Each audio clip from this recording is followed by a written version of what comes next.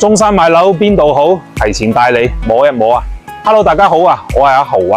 咁上個星期日咧，就係我哋中山最新一個4代宅6城江山和明嘅開盤日期，首推3棟，現場非常之火爆，可以講即推即清嘅一個狀態。咁同日子咧，我哋嘅隔離嘅4代宅裕神亦都推出咗佢嘅樓王單位179方嘅呢個戶型。咁今日咧，大家跟住我個鏡頭過嚟一探究竟。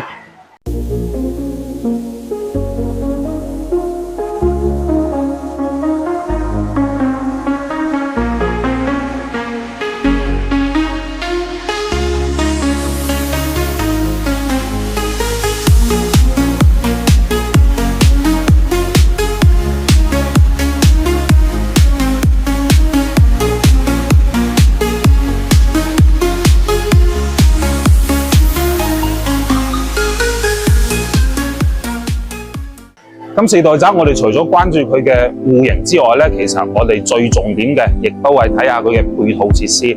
咁而家呢個下沉式嘅會所咧，基本上就係4代宅嘅一個標配嚟㗎啦。我哋可以睇下呢個中央水景嘅會所，其實就做到比較詩情畫意啦。咁除咗呢點咧，我哋亦都有配套8大嘅主題嘅會所空間俾到你嘅，咁平時可以朋友聚餐啦，打下棋牌啦，兒童嘅遊樂空間啦，都係可以俾到你嘅。再加埋咧，我哋呢度咧係配置咗一個室內嘅恆溫泳池嘅。咁呢個泳池嘅尺寸咧，就係一個標準性嘅四賽道嘅25米嘅標準泳池啦。平時都係恆溫嘅，咁亦都係配帶我哋一個健身室嘅。咁下沉式嘅會所咧，其實嚟嚟去去都係呢幾樣嘢啦。不過應有盡有嘅配套咧，亦都可以俾到我哋一個比較好嘅感受。咁而家咧，我哋就上去花園嗰度睇下佢嘅花園設計係點樣先。同樣亦都係設計喺2樓嘅呢個層面啦。咁平時咧，我哋搭 lift 就可以直接上嚟噶啦。1樓咧，其實就係我哋嘅下沉式會所啦。咁呢度嘅園林設計咧，我覺得咧就非常之酒店式噶啦。咁對比而家其他4代宅嘅園林設計咧，係有根本上邊嘅一個區別嘅。咁我哋可以睇下而家呢個園林嘅設計咧，就綠化同埋其他嘅功能區域配套咧，都係設計得非常之合理嘅。咁成個小區咧，一共就有7棟嘅，1至4棟咧就係我哋119方嘅戶型，咁就已經賣晒㗎啦。5棟同7棟咧就係153方嘅戶型，咁6棟咧就係我哋嘅樓王單位179方嘅呢個戶型啊。咁佢6棟同前邊119嘅戶型咧，加嗰個樓間距啊，有100米咁闊㗎。咁所以其實整體嘅隱私空間咧，其實我覺得係非常之好嘅。咁而家我哋就直接上去睇下179方呢個戶型有咩奇特之處。走，呢度咧就係我哋本棟樓樓下嘅架空層會所。咁呢度嘅會所咧就可以提供俾我哋所有業主去使用嘅。咁平時我哋喺呢度聚會啊、休閒啊、娛樂啊都係 OK 嘅，而且呢度每個區位咧，佢嘅功能都唔一樣嘅，成個裝修同埋設計咧都非常之高檔奢華。咁出到嚟呢度咧，就係我哋本棟樓嘅入戶大堂。你睇下呢個設計係非常之高檔，全部都係用大理石掛牆嘅。咁再過返嚟呢邊咧，就係我哋本棟樓嘅左翼嘅架空層會所啦。咁佢其實真係每個空間佢嘅理念都唔一樣嘅，使用嘅方式方法同埋功能點都唔同。咁其實能夠做到呢一點嘅，我覺得亦都係非常之罕見同埋少有嘅。咁而家我哋就上去睇下呢個戶型佢係點樣嘅設計先。好啦，我哋上到嚟啦，上到嚟出到電梯，第一個視野就係呢個40個平方嘅入戶花園。你又幾何見過入戶花園會有咁大嘅5米乘8米嘅一個尺寸啊？咁電梯咧就喺你背後底啦，兩梯兩戶就等同於專梯專戶，每一戶嘅呢個入戶花園咧，亦都係唔受其他人嚟打攪啊！呢個就係純粹一個私密空間啦。咁呢邊咧就係我哋一個北面嘅朝向，咁我哋可以睇到我哋石岐旗江經濟總部嘅一個片區啦。咁可以睇到我哋華發1號學府啦、龍湖啦，同埋其他標配嘅設施，呢個視野亦都係非常之開闊嘅。咁呢度咧就係偶數嘅樓層，咁偶數嘅樓層我哋係咁樣一個尺寸。如果係奇數嘅樓層咧，佢就會學得上邊呢個屋檐咁樣飄咗出去嘅，係唔同嘅一個方位啊。咁其實都冇問題，大細尺寸都係差唔多。咁我哋而家入到嚟屋入邊睇下呢個設計。嗱，咁首先我哋入到嚟可以第一影視到俾我哋嘅就係呢個90平方嘅大客廳啊，再加埋我哋而家個整體層高係3.5米嘅，咁我哋而家4代宅嘅標規咧就不低於3米。我哋陰陽咧其他面積段嘅樓層咧係3.15米，但係我哋呢個179嘅戶型係3.5米嘅一個高度啊，就非一啲壓抑感都冇噶啦。再加埋呢個咁大嘅落地窗，視野係非常之好。